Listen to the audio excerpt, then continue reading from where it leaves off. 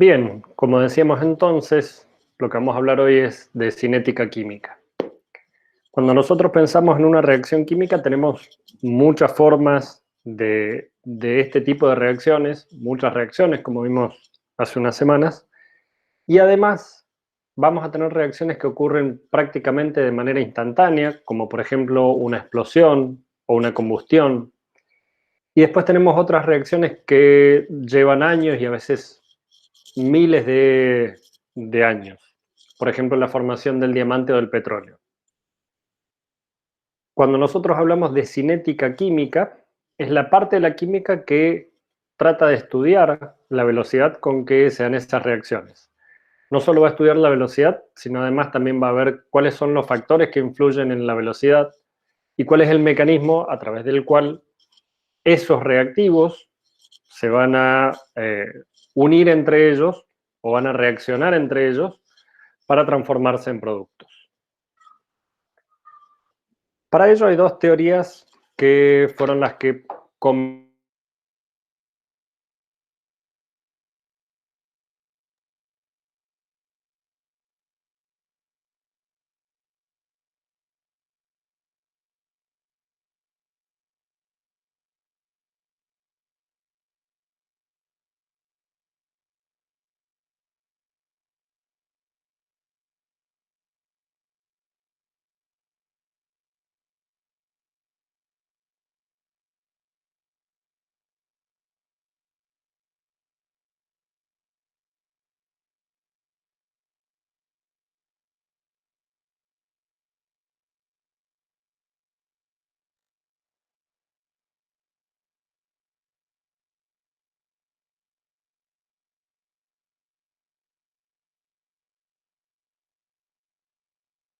donde las moléculas de reactivo, por más que choquen, no van a formar producto. Lo que vamos a ver ahora es cuáles son las condiciones que tiene que cumplir ese choque para que sea eficaz.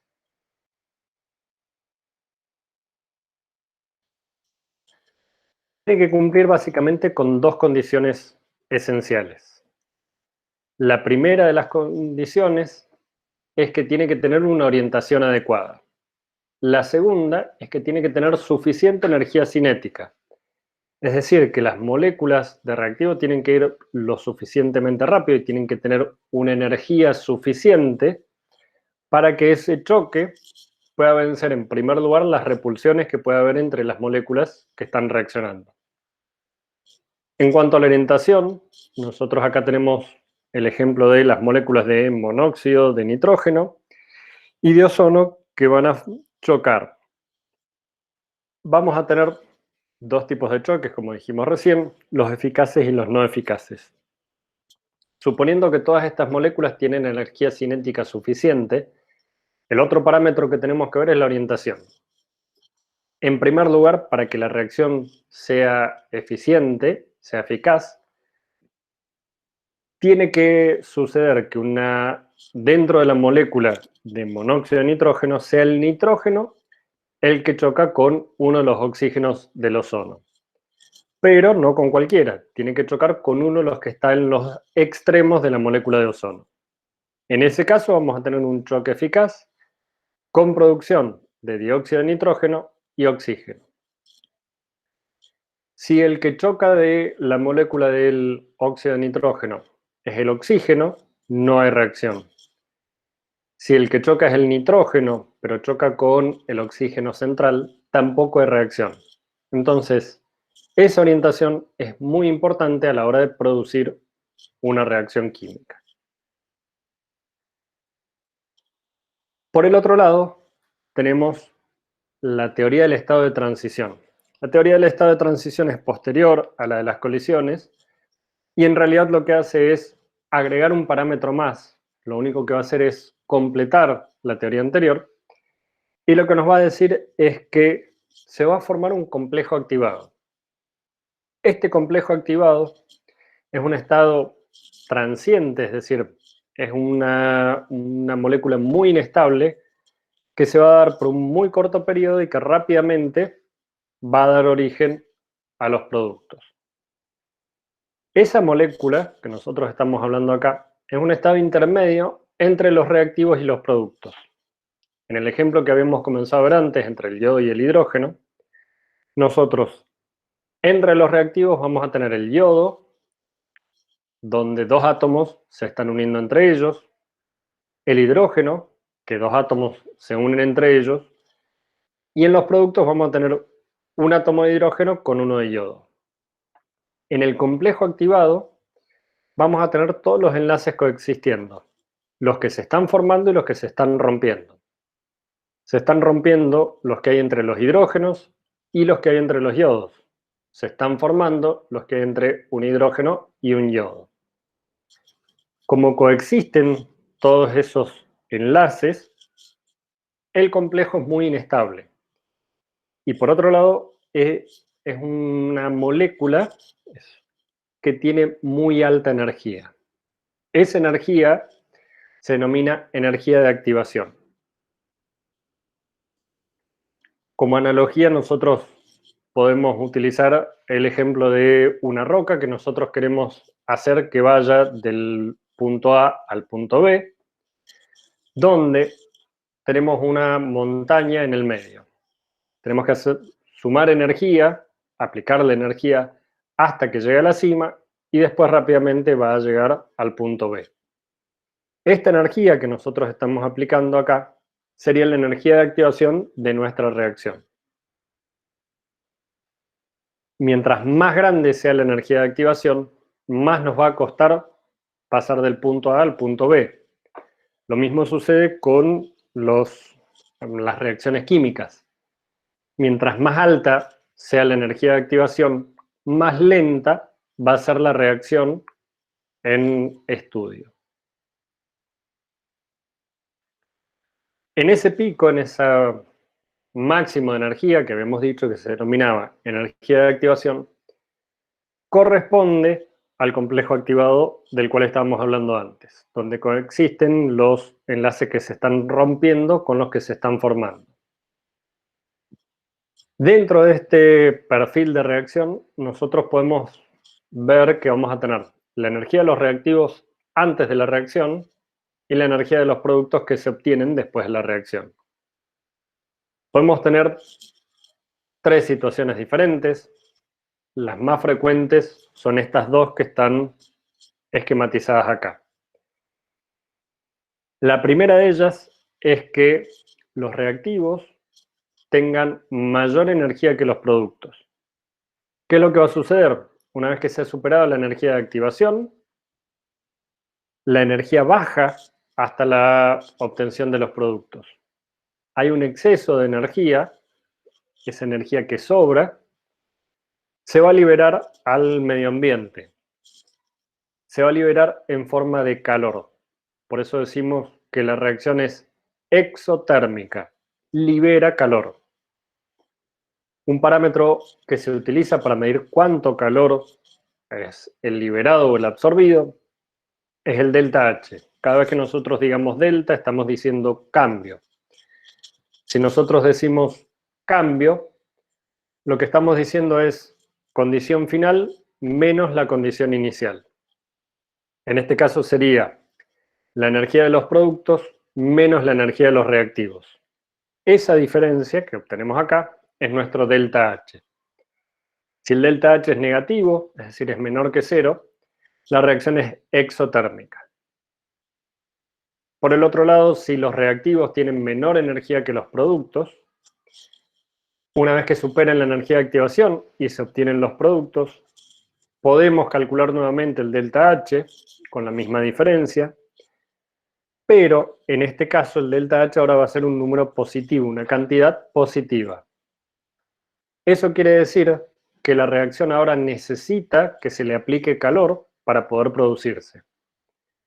Esas reacciones se denominan endotérmicas, son las que necesitan calor para que se produzca. Un punto más que podemos observar en estos gráficos es que cuando nosotros vimos los tipos de reacciones que podemos tener, una de ellas eran las reacciones reversibles, en donde los reactivos podían chocar para producir productos y los productos pueden chocar para volver a formar los reactivos. Utilizando como ejemplo la primera de los gráficos, nosotros vemos que esta energía, esta diferencia de energía que tenemos acá, es nuestra energía de activación para la reacción directa, de reactivos a productos. Si nosotros queremos observar la energía de activación de la producción de reactivos a partir de los productos, es decir, la de la reacción inversa, la energía de activación es todo esto que tenemos acá. Es nuestro delta H más la energía de activación de la reacción directa. De todas formas, lo que yo quiero que se queden con la idea bien clara es que la energía de activación es la barrera que nosotros tenemos que superar a través de la energía cinética de esas moléculas para que se puedan formar nuestros productos.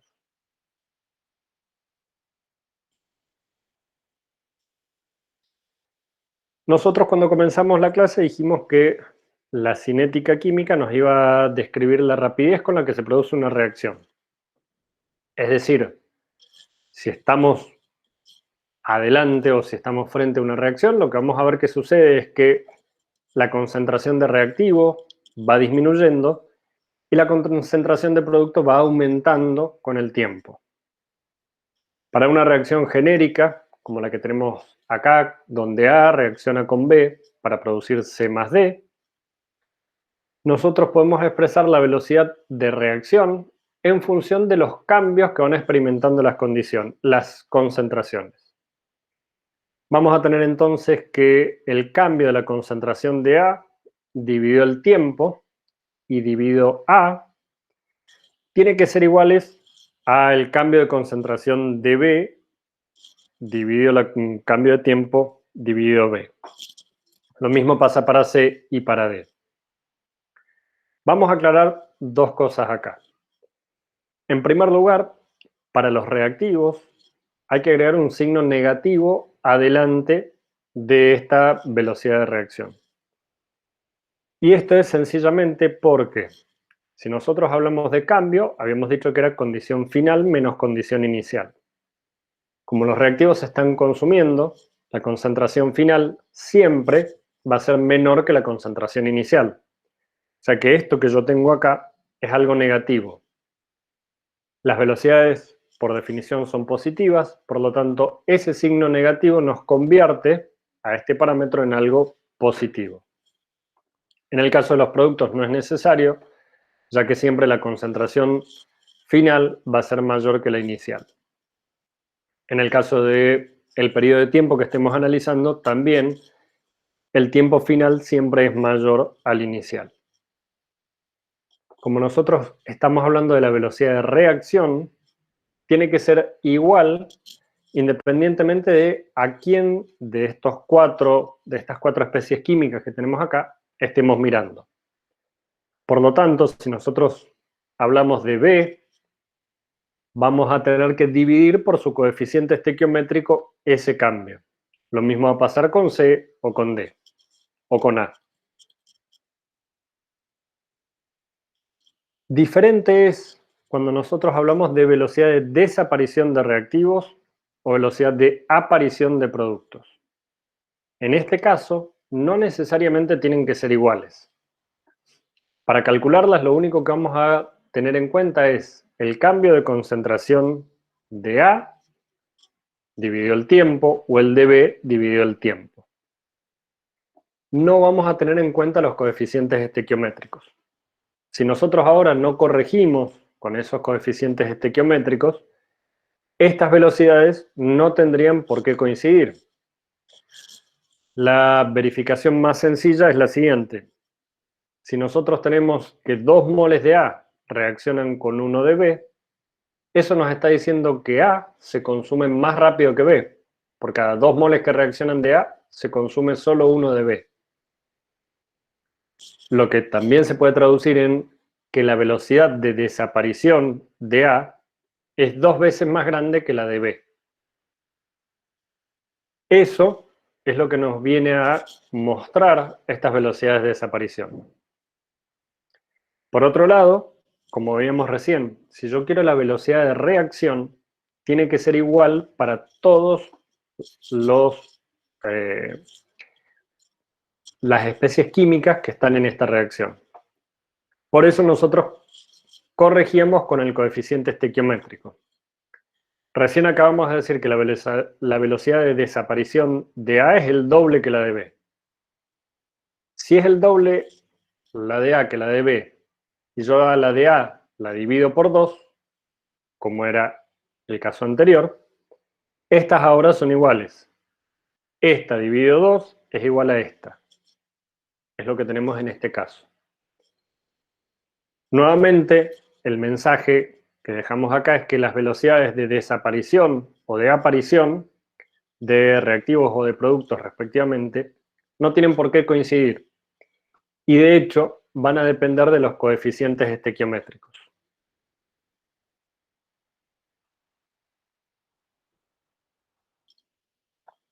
Nosotros habíamos dicho inicialmente que la reacción química se iba a dar siempre que los reactivos chocaran de forma eficiente entre ellos. Si nosotros tenemos los reactivos todos en un mismo recipiente, van a tener cierto número de choques.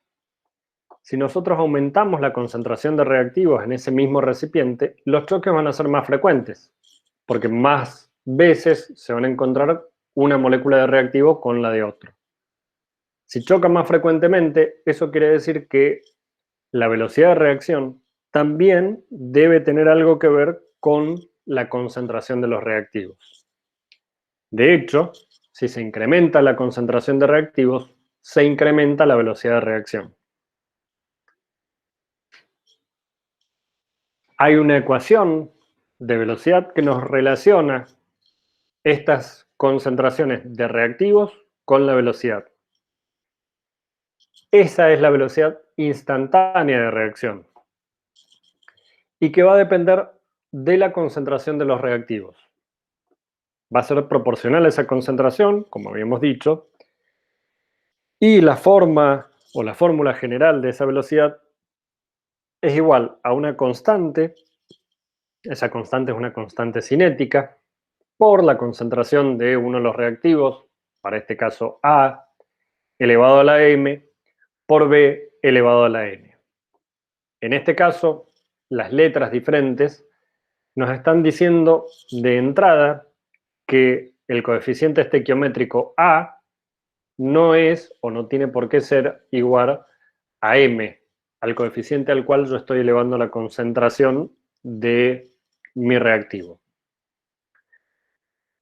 Nuevamente entonces, para desglosar cada uno de los términos que nos está dando esta ecuación. A y B son las concentraciones de los reactivos. En cualquier instante dado. De hecho, es en el momento en el cual nosotros queremos medir nuestras velocidades. Fíjense, además, que la concentración es concentración molar, como habíamos visto la semana pasada, es moles por litros de solución. M y N son exponentes que son calculados de forma experimental. Nosotros, al ver la ecuación de la reacción química, aun cuando ya está balanceada, no podemos conocer los valores de M y N. Únicamente los vamos a conocer de forma experimental. K es la constante de velocidad. Es una constante cinética y que va a depender de la temperatura. B es la velocidad instantánea de reacción. Como dijimos antes, M y N son dos parámetros experimentales que van a recibir el nombre de orden de reacción. La suma de los órdenes de reacción de todos los reactivos se conoce como orden global u orden total de reacción. Este M y N, si volvemos para atrás, nos va a decir qué tan importante o qué tanto peso tiene la concentración de cada uno de los reactivos que forman parte de esa reacción química. ¿A qué se refiere esto? Por ejemplo, si m fuera igual a 0, todo este número que tenemos acá es igual a 1, es una constante. O sea que no importa cuánta concentración de A yo ponga, mi velocidad no se va a modificar. Ya si fuera 1, si m fuera igual a 1, a medida que yo aumento la concentración de A, aumenta la velocidad en forma lineal. Si fuera igual a 2, a 3, a 4, la importancia que tiene A para la velocidad de reacción es cada vez mayor.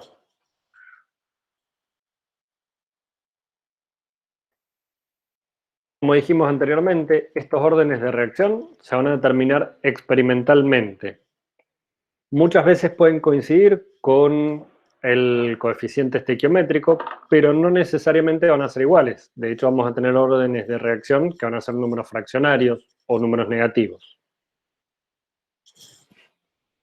Ahora bien, y les pregunto a ustedes, ¿qué factores creen que pueden modificar la velocidad de una reacción química?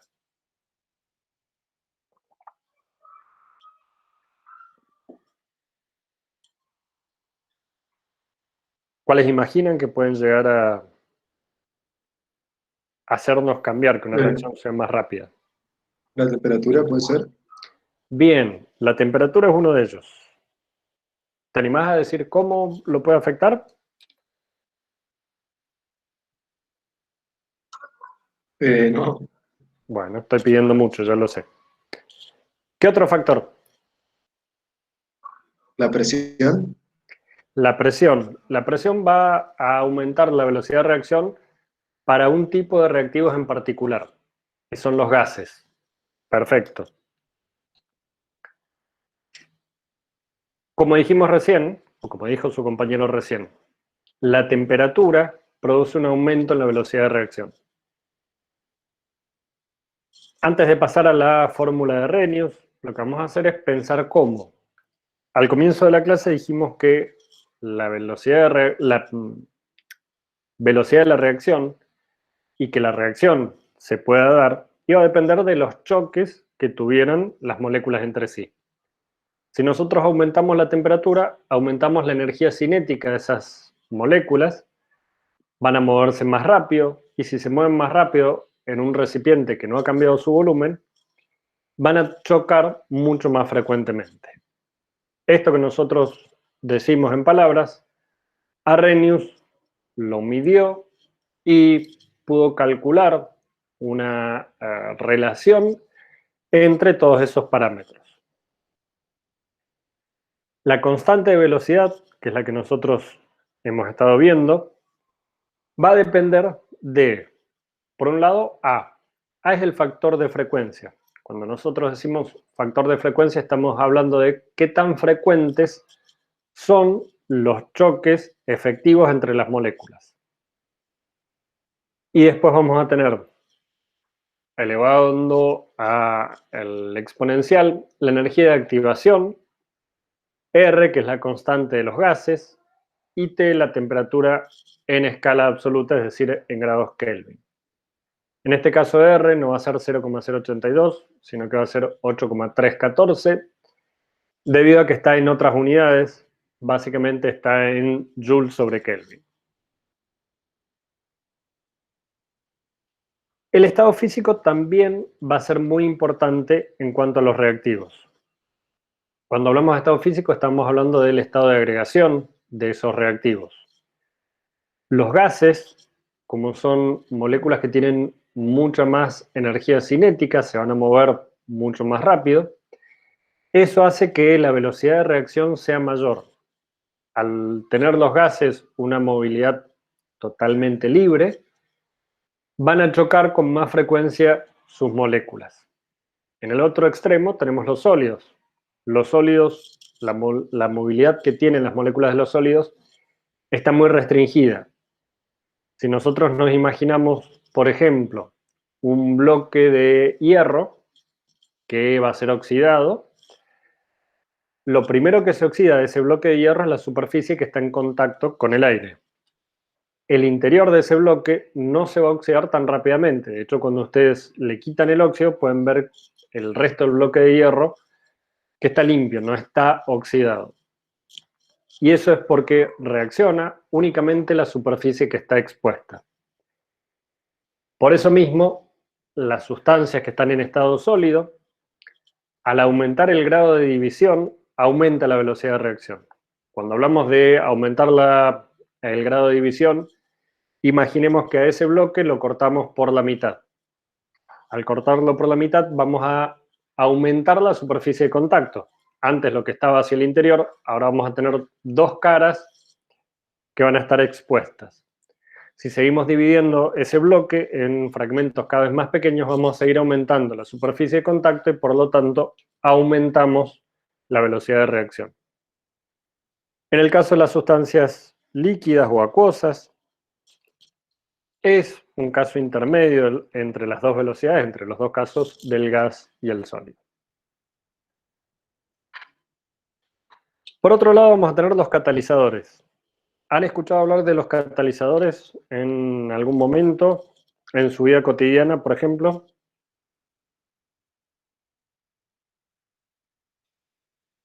No, profe, que yo recuerde, no. No, yo tampoco. Caños de escape, por ejemplo, y catalizadores. Bien, los catalizadores son sustancias que van a modificar la velocidad de reacción.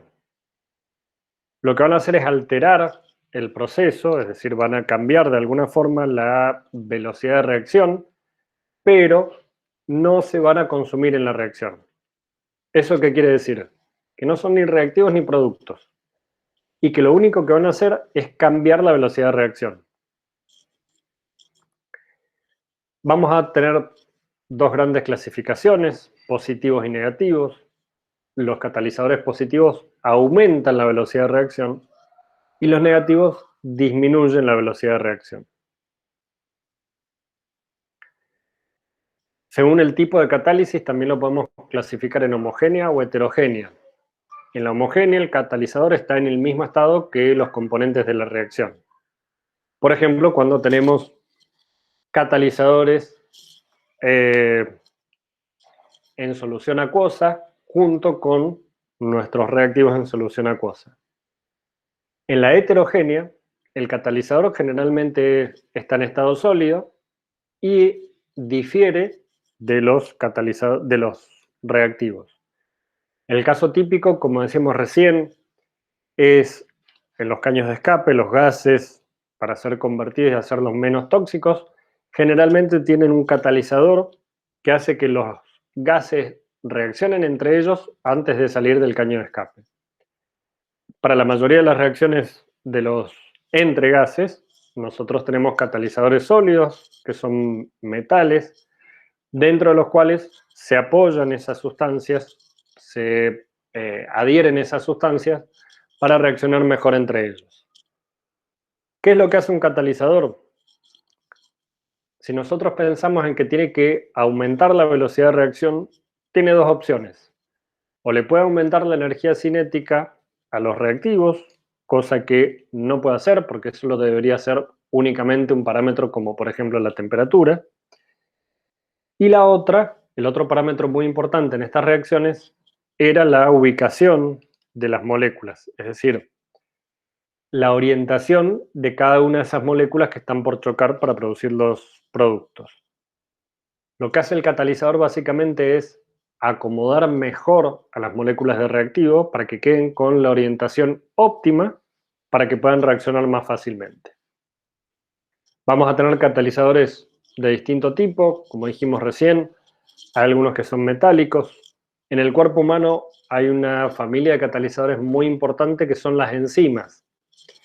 Esas enzimas lo que hacen es aumentar la velocidad de reacción de todos los procesos metabólicos que suceden en nuestro cuerpo.